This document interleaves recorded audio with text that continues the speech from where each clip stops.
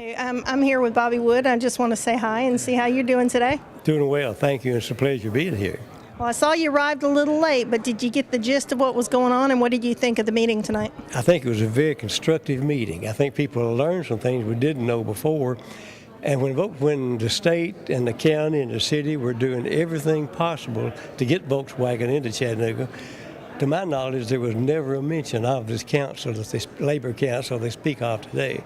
So this is something new that has been come up and thrown into the negotiations, and I don't know why. Chattanooga in the past, and I've lived here all my life, was once the industrial center of the South. In fact, we were called the wonderful dynamo of Dixie at one time.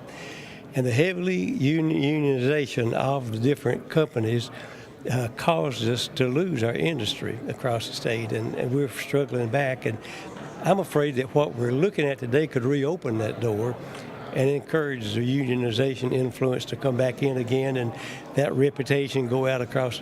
We pride ourselves in being a right-to-work state, and I think that we need to do everything we can to protect that distinction. What would you say for these young workers that are struggling to make the bills and pay things and get their bills paid, and how they might be wanting to lean towards the union to maybe get that bigger paycheck? I think that they should stop and take a look at what they really have. Thousands of people here in Chattanooga would like to take their place and be there, but they have those positions.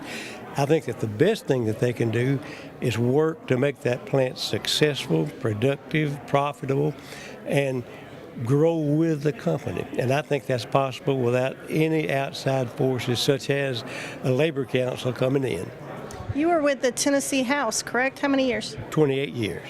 28 years. And then the 28 years, have you seen this happen in other counties? No, I haven't. This is a new concept that I haven't heard of before. Something that really is a union under the guise of a different name, but it's something I'm totally unfamiliar with, but something that scares me a little bit. Do you think that this might actually happen? There seems to be a force out there is using this as a bargaining chip to tell Chattanooga either this happens or we'll go someplace else. And I think that does impose a danger on us.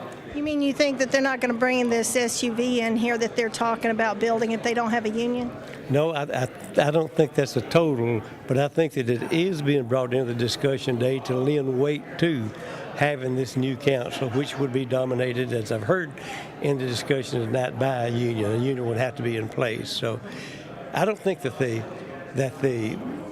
survival or the getting the plant in here to make the new SUV totally depends on that. But I believe that they're using that as a bargaining chip to try to put as much pressure on as they possibly can. And I want to leave you with one last thought. Do you think that it was timing, really, really bad timing, that Detroit issued bankruptcy or filed for bankruptcy today? I think it was terrible timing. I really do. And it just is a specter that's out there and tells us that we don't want what happened to Detroit today, largest city in the country, going bankrupt.